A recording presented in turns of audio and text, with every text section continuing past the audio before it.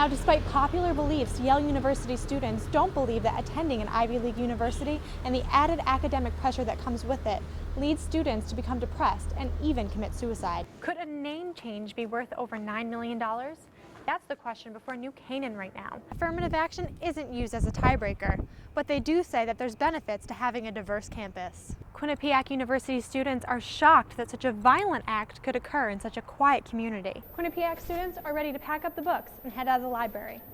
They've all got one thing on their minds. The new budgets would allow schools to put in security systems like this one here. After months of training, it all comes down to this. Worried that Hurricane Sandy would pose a setback, they've found that its impact has been more positive than negative. And a search is still on for an Eastern Connecticut State University student who went missing last week. Walking around Central Connecticut State University, it's impossible to miss the diversity and range of ethnicity. Its diverse campus is something that its students find value in. Because if you look at it, you can learn more things from a person, learn about their culture, their background, all their family and all that. Central Connecticut, like nearly every state college and university in the country, uses an affirmative action program to help generate some of this diversity and to help give students from low-income families a chance. Central Connecticut State University's Office of Diversity and Equity ensures students that affirmative action isn't used as a tiebreaker, but they do say that there's benefits to having a diverse campus. It helps to provide the kind of diversity that makes our campuses stronger, more interesting, better prepares our students for the diverse workplaces they will enter once they leave.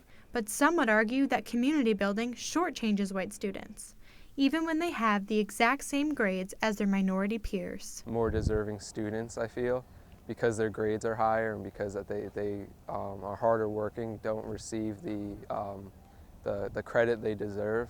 Many court cases have been brought to the Supreme Court concerning affirmative action.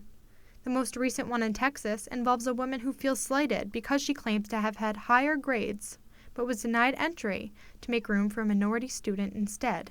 I'm deeply sympathetic to that.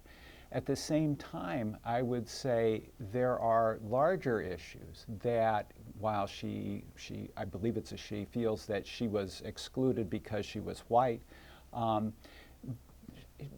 there are all kinds of things that take place in an admissions office.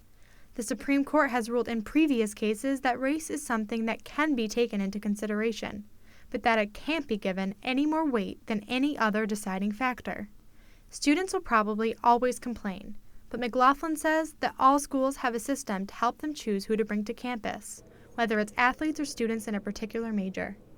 Each school has its own identity, and admissions counselors do their best to keep their school's identity intact.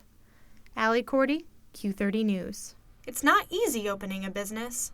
It's especially difficult when a hurricane hits, and you have no power. That's exactly what happened to the owner of this Hamden Fitness Club, The Edge. The treadmills were set up, the balloons were blown up, and the staff was ready to welcome their more than 1,700 new members. It's definitely been a learning experience, how to, work with limited things, not having internet, not having phones, electricity. We've really worked well with everybody trying to improvise and kind of just go forward. But, it has been a little setback because we were expecting our grand opening to be on Tuesday. Even though there was no physical damage to the club, staff members used their time wisely to prepare for the revised grand opening. While the Edge Fitness Club staff worried that Hurricane Sandy would pose a setback, they found that its impact has been more positive than negative. A lot of people that lost power, going a little stir crazy, wanted to get out of the house. So, yesterday we were packed all day. We had people coming in and out, current members coming in for tours, just to see the new club, because we haven't been open for people to see the club yet. And we've had, we did a ton of memberships yesterday. As the saying goes, sometimes there is a silver lining to every dark cloud. No power, no nothing. I think they'll definitely be excited to come and, relieve a little stress, get a workout in. Alexandra Cordi, Q30 News. A lot of pressure is definitely created at Ivy League schools just because people are so driven. Just because I say I don't feel the pressure doesn't mean that other people don't feel it, right? I definitely acknowledge the fact that there's something like that. This popular recognition of schools like Cornell and Yale as more prestigious and more successful could be what's leading Ivy League students to feel more stress and take their own lives. It's unfortunate. We had a student here who committed suicide last year. Actually, that was 1 year from yesterday.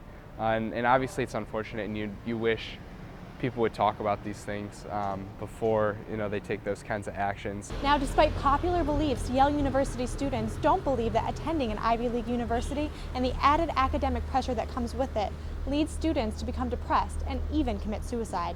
And academics argue that suicide is more prominent during the college age, regardless if the individual is attending an Ivy League school or not.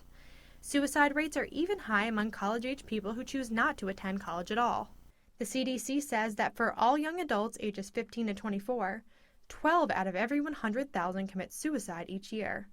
And there are approximately 100 to 200 attempts for every suicide that's completed. Quinnipiac University professor Juan Lee went to Yale and is currently attending Columbia. Both are Ivy League schools. He says the media are to blame for making Ivy League schools look bad, when in fact, suicides occur at non-Ivy League schools too. I think in general, the media tends to focus on the Cornells and the MIT and Harvard and wherever, because these names have a sort of cachet about them and they're more recognizable as brands too. So where does he put the blame? I think various environmental stressors, including academic rigor, could lead to certain kinds of behaviors, but